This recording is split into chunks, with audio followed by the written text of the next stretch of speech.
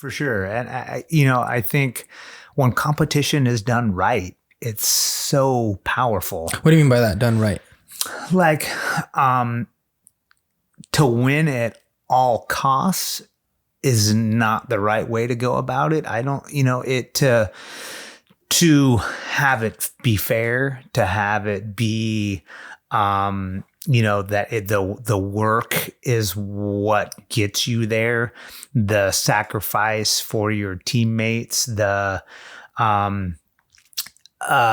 putting in the time and seeing the reward and the camaraderie and all of those things when it's set up that's when it's us, which is tricky. We had a conversation earlier about, working out with your peers. Like, that's the guy I got to beat out. I like that guy, but I still got to beat him out. That's a tricky thing. Yeah. It's a tricky thing to foster. Like, if that guy tweaks his ankle, it's not the end of the world for me, but it's kind of, it is hard, man. It is hard. A tricky, it's just like, you need to find a balance. Like, this guy's my friend, but we're competing for the same spot. Yeah. And there's only so many minutes to go around. And you're spending so much time with him because you guys are rotating and you guys are getting reps together. So it's like, you don't have this ill will towards them, but you want to, like, you have this like selfishness. I don't know what it is, but you just like, I want to play. That's exactly what it is. I think it's way more prevalent in basketball because there's less positions to fill. Absolutely. And so in soccer, there's 11 guys on the field. So I could, if I wasn't playing a left midfield play,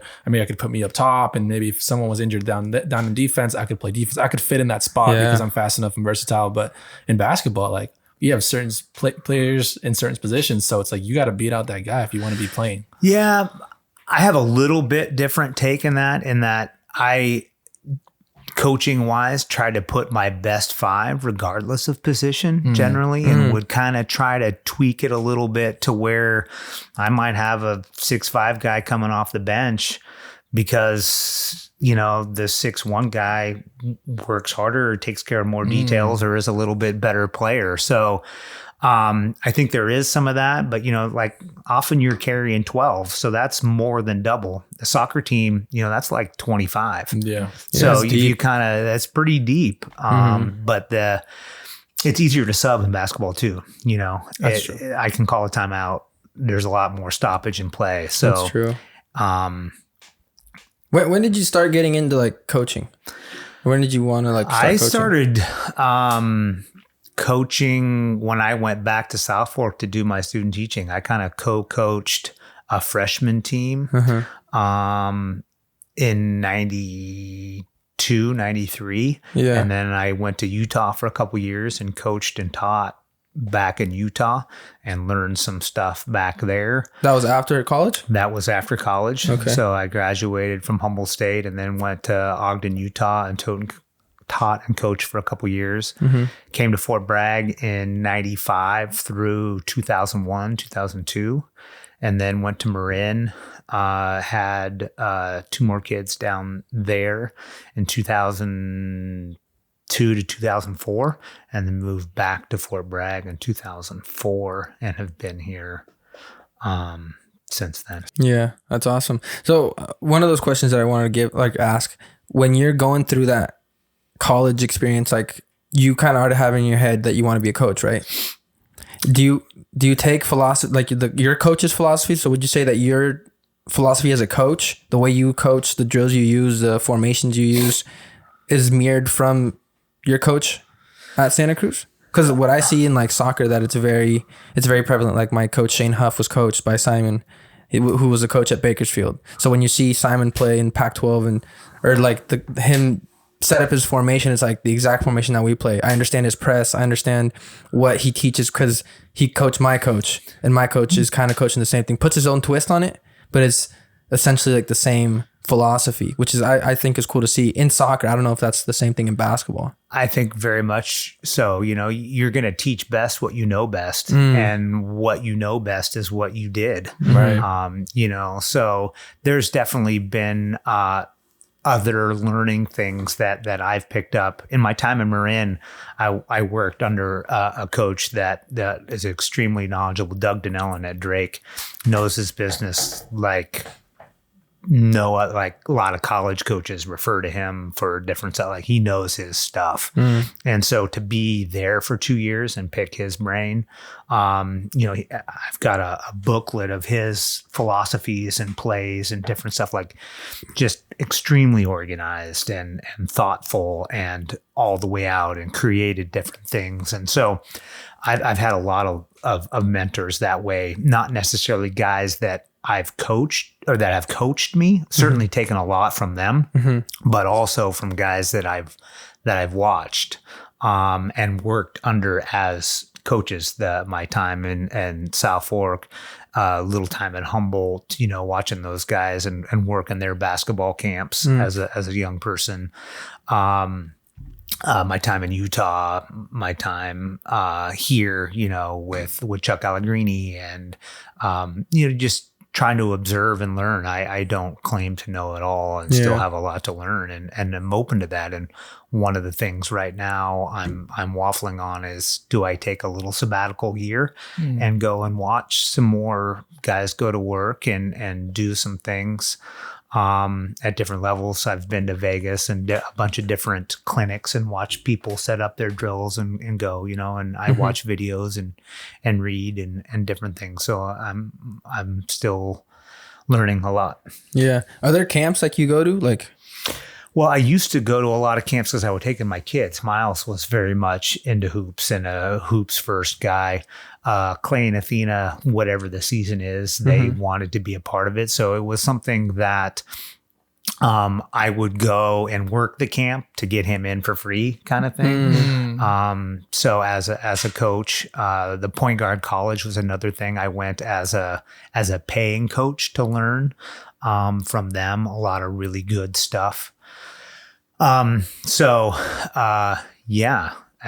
Basketball Jones, Gene Cotter, came into town and had a bunch of camps that I would work and help out with. So it's definitely a game that I fell in love with pretty early and still really appreciate and still play. Yeah. When you coach, does your coaching style change depending on the players you have, or how does that work? For sure. I think more and more in this day and age, you have to have kid gloves. You got to be a little softer. You got to be a little, and I think one of the biggest things is the instant gratification. Kids got to play now. And I have two great examples in Garrett James and Max Hartsock, are two guys that come to mind. And there are many others that didn't play as juniors, like limited minutes. Both of them were all league players as seniors. Max was the MVP of the league. We were lucky to win the league, and he was our best player as a senior, and he came into his own late. But I think now there's that kid might not have played as a junior, or would have quit or given up on it, or parents would have said, "Oh, you should be playing more." And Max had very supportive parents and knew that the big picture at the end, your time will come. And I think that sacrifice to get to the level where you can really compete and contribute doesn't always happen right away. And that willingness to put the time in and not see minutes is few and far between now. Kids gotta see the floor to be engaged. And I think that's something that I can do a better job of, is trying to keep those kids happier and know that they're appreciated and that I'm not giving up on them, that I still want them and need them, and they're a critical part of this.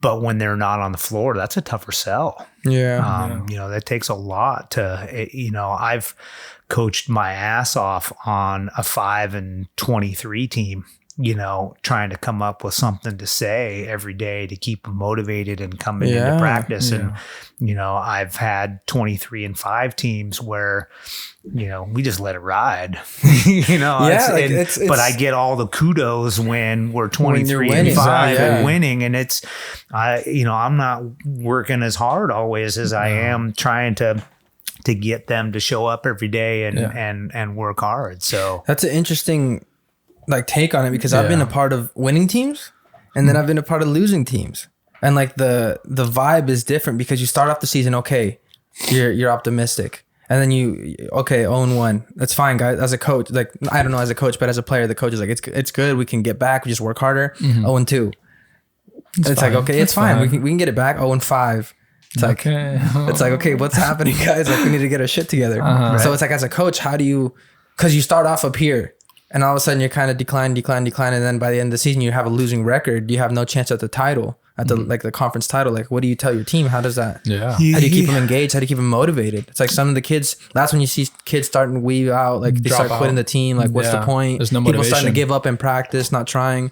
As a coach, how do you deal with that? It's really hard. You have to kind of set smaller goals and realistic goals, and hey, let's not lose a quarter by more than 4. Hey, can we hold this team? Points are tough to come by right now. We can't always control that the ball's going in the hoop, not unlike soccer. I saw something the other day, a team dominated the minutes. It was 70-30. Yeah. And they lost. Yeah, and it was the biggest time domination loss in 15 years or something, So hoops is not quite like that, but that to control the effort and control the attitude, and you can't always control the outcome, and the officiating, and trying to stay focused on what you can control and how you can maintain the things that you can control, and keep that in perspective. And, for me, doing this long enough, as I said, I've been 5-23 and actually I was lucky enough in Marin I had a 24-1 season. Dang. That was super fun. Down there, kids really wanted to be a part of the program. Jake basketball was a thing. So I was falling into an already established program that kids really wanted to be. So it was an easy sell, and they did whatever was asked. And so when I was down there, I was 45-5, I think, over the 2 years that I was down there. And then, coming back here, it's humbling at times. What are the differences? I was just about to ask, what? I think, there's a lot more kids that specialize in just a sport. One sport. One of the things, he had built-in pirate camps. So from 3rd graders to sophomores, 5 weeks of his summer, his gym is full with kids from his community where his high school kids are coaching it, and he's paying them fairly well, and they're going. And so I want to be a Drake Pirate. If you implant success breeds success, Do you ever feel, I've always wanted this, as a player, do you ever feel inferior to the other coach? Maybe they have more experience, maybe they have better teams. Because I know as a player, I've felt that last time I went up against that guy, he burnt me. Right. He's fast, he's good, he's technical, he's played in club, he's played in academy. These guys maybe have more experience. As a player, there's sometimes where you do feel less of a player in that competitive aspect. Does that ever happen as a coach with another coach?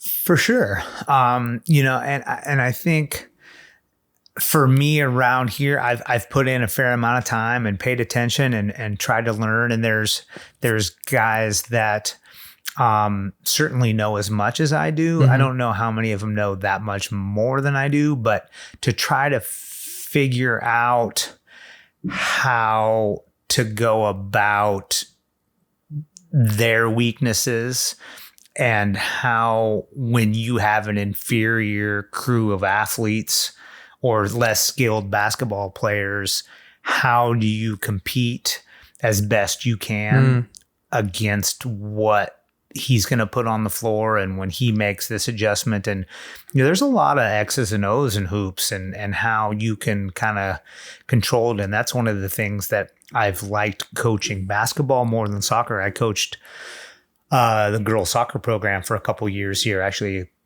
first girls playoff win was coached by this guy. Really? What year was that? 1996. Dang, I didn't know That's that. awesome. What the heck?